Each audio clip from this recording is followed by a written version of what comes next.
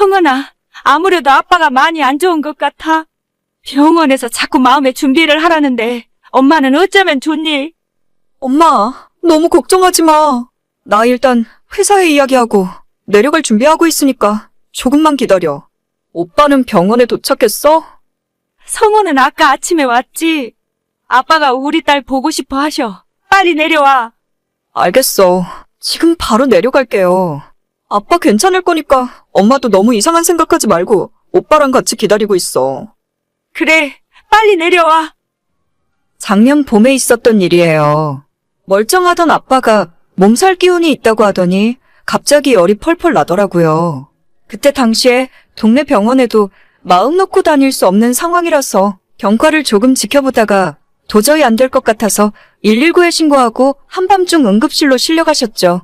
별일 없이 금방 퇴원하실 줄 알았는데 주말마다 등산 다니고 아침에 조기 축구까지 하시던 그렇게 건강한 저희 아빠가 이틀 만에 병원에서 돌아가셨습니다. 병원에서도 많은 우여곡절이 있었고 당시의 면회도 제대로 못하게 하는 바람에 하마터면 저희 아빠가는 마지막에 인사도 제대로 못할 뻔했어요. 제가 결혼해서 애 낳고 손주가 대학 졸업하고 결혼하는 것까지 다 보실 줄 알았는데 한순간에 아빠가 돌아가시는 바람에 우리 가족에게 그 충격은 말로 다 설명도 못할 지경이었죠. 슬프고 경황도 없어서 어떻게 해야 좋을지도 모르겠더라고요. 저는 인간관계를 좁고 깊게 하는 편이라서 친구도 많지 않은데 저희 아빠의 부고 소식을 회사에 알리고 학창시절부터 알고 지내온 가장 친한 친구 3명에게 알린 것이 전부였어요. 그 당시에 사람 모이는 곳에 가는 것이 쉬운 일은 아니었고 특히나 병원 장례식장은 정말 한 번 더 생각하게 만드는 곳이었죠. 셋 중에 한 친구는 결혼을 해서 뱃속에 아이가 있는 상황이라 마음은 찾아가서 옆에 있어주고 싶은데 도저히 그럴 수 없을 것 같다고 미안하다며 전화가 오더라고요. 저는 친구가 전화해준 것만으로도 고마웠고 아직도 그때 전화해서 미안하다며 위로해주고 같이 울어준 친구에게 감사하는 마음을 갖고 있습니다. 그리고 한 친구는 직장 때문에 먼 곳에 살고 있지만 제 연락 받자마자 3시간 만에 장례식장까지 와주었고 꼬박 하루 동안 제 옆에 있으면서 좋은 이야기도 많이 해주고 위로를 해주더라고요. 친구 셋 중에 2사람은 지금도 자주 만날 정도로 친하게 지내는데 한 친구는 분명히 저희 아버지 부고 소식을 듣고도 장례식장에 찾아오지도 않고 못 오면 못 온다고 전화 한 통 하지 않았습니다. 당시에는 너무 정신이 없어서 몰랐는데 나중에 다 정리하고 보니 조의금조차 보내지도 않았더군요. 친하다고 믿었던 친구에게 배신감이 들었고 시간이 지나 상황이 다 끝난 후에도 왠지 제가 먼저 연락하기가 뻘쭘해서 최근까지도 서로 연락을 하지 않고 지냈어요. 그런데 얼마 전 연락 끊긴 지 1년도 넘은 친구가 갑자기 제게 먼저 연락을 해오는 것이 아니겠습니까? 성은아, 그동안 잘 지냈어? 오랜만이네. 나는 너가 우리 친구들 사이에서 아무 소식도 없길래 앞으로 우리들이랑은 연락 안 하고 살 줄 알았어. 미안. 내가 그때는 좀 사정이 있었어. 아버님 일은 들었는데 정말 안타깝게 됐다. 이제는 좀 괜찮아? 예전에는 좀 힘들었는데 이제는 괜찮아졌어. 우리 엄마도 요즘 자주 웃기도 하시고 언제까지 슬퍼하고 있을 수만은 없으니까. 그래, 너희 아버님도 웃으면서 예전처럼 지내길 바라실 거야. 진짜 내가 그때 못 찾아뵈었던 건 너무 죄송하네. 나도 어쩔 수 없는 사정이 있어서 그랬어. 그래, 그 사정이 뭔지는 모르겠지만 한때는 너한테 서운한 마음도 많았는데 이제는 그냥 이해하려고. 너도 뭔가 말할 수 없는 비밀이 있었겠지. 안 그래도 나도 지난 1년 동안 너무 힘들고 마음이 아팠어. 진작에 너한테 연락해서 사정 설명하고 용서를 구했어야 하는데 나도 너무 정신이 없게 살다 보니까 많이 늦은 것 같아. 미안해. 아니야, 난 이제라도 너가 이렇게 연락을 해줘서 정말 고마워. 하마터면 끝까지 오해하면서 살 뻔했는데. 성은아, 그래서 하는 말인데. 저는 여기까지만 해도 과거에 무슨 일이 있었던 간에 친구를 용서하고 이해하려고 했어요. 뭔가 나에게 말할 수 없는 집안 사정이 있었겠지. 정말 집안에 말할 수 없는 큰 문제가 생겨서 그거 해결하느라고 지금까지 연락도 못하고 지냈을 수도 있었겠다라고 생각하고 그냥 넘어가려고 했습니다. 저는 친구에게 그 사정에 대해 듣지 못하더라도 굳이 제가 먼저 물어볼 생각도 없었어요. 집집마다 남들에게 말하기 힘든 일들이 한두 가지씩은 있는 거니까 게다가 어차피 일어난 일인데 이제 와서 구구절절한 사정 이야기를 들어봤자 뭐 하겠어요? 제가 가장 힘들 때 저의 연락도 무시하고 찾아오지도 않았지만 이제 와서 그게 뭐가 중요한 일이겠습니까?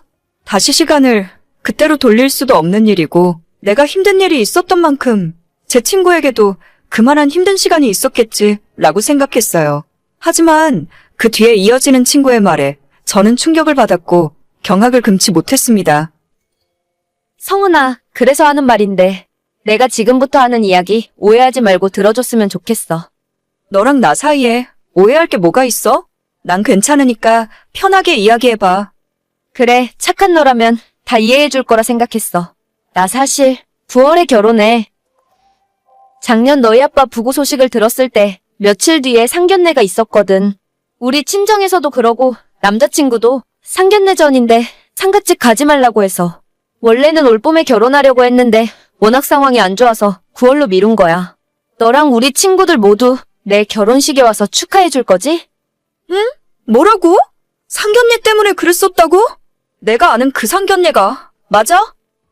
차라리 집에 아픈 사람이 있어서 못 왔다고 하거나 그냥 아예 말이라도 안 했으면 이해하고 넘어가려고 했는데 본인 상견례 한다고 조문은커녕 전화 한 통화 없이 1년을 잠수 타더니 이제 와서 결혼하니까 와서 축하해주고 축의금 내놓으라고 연락을 할 수가 있습니까? 이게 사람이 생각할 수 있는 염치가 맞는지 모르겠더라고요. 저한테 사과를 하고 용서를 빌고 싶어서 연락한 것이 아니라 자기 결혼하니까 청첩장 주려고 1년 만에 연락한 거라고 밖에는 생각이 들지 않습니다. 너무 어이가 없어서 이 친구가 이야기하는 상견례가 내가 아는 그 상견례가 맞는 건지 한참을 생각했어요. 100번 1000번 양보해서 저희가 알고 지낸 지 벌써 15년이 넘습니다. 상견례를 하면 양가 집안 어른들이 다 모이실 텐데 당연히 요즘 같은 시기에 사람 많이 모이는 상갓집에 오는 것이 부담될 수도 있어요. 제가 오지 않은 것 때문에 서운하다면 아이를 임신하고 있었던 제 친구에게도 똑같이 서운한 마음이 들었겠죠. 하지만 적어도 조의금을 보내거나 꼭 돈이 아니더라도 진심 어린 전화 한 통화 정도는 할 수 있지 않았을까요? 1년 동안 친구들 모두에게 연락도 다 끊고 잠수 타고 지내놓고 이제 와서 자기 결혼하니까 와서 들러리서고 박수치고 축의금이나 내라고요? 너 진짜 좀 웃긴다. 지금까지 우리들한테 문자 한 통 없다가 이제 와서 결혼한다고 청첩장 보내는 거야? 너가 오라고 하면 우리가 무조건 가야 하는 거니? 아니, 난 꼭 청첩장 때문에 연락한 게 아니라 나도 너한테 지난 1년 동안 미안한 마음을 갖고 살았어. 사과를 하고 싶었는데 시간이 지나니까 점점 더 하기 힘들어지더라. 이렇게라도 사과하고 용서받고 다시 너희들이랑 예전처럼 지내고 싶어서 연락한 거야. 너가 그렇게 말을 하기에는 너무 타이밍이 좋지 않은 것 같은데 차라리 이럴 거면 네 결혼식 다 끝나고 연락하지 그랬니?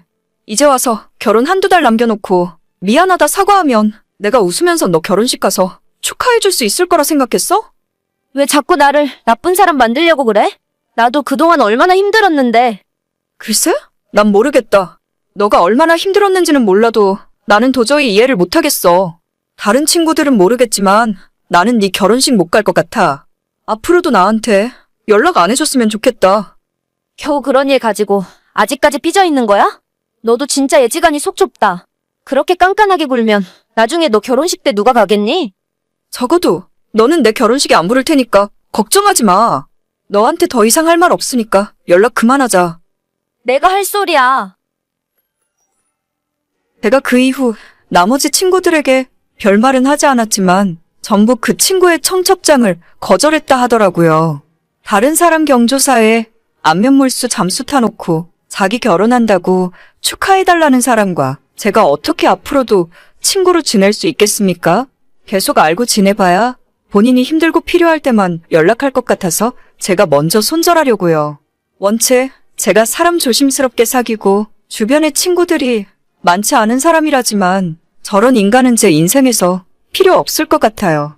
좋은 사람들만 만나고 좋은 이야기만 하기에도 인생 짧고 언제 어떤 일이 일어날지 모르는데 쓸데없는 인간관계로 에너지 낭비하고 스트레스 받고 싶지 않네요. 그래도 아직 좋은 친구가 둘이나 있어서 마음 든든하고 행복합니다. 조만간 친구들 불러서 맛있는 밥이라도 한번 사줘야겠어요. 오늘의 사연은 여기까지입니다. 구독과 좋아요, 알림 설정은 많은 힘이 됩니다. 다들 행복하시고 좋은 하루 되세요.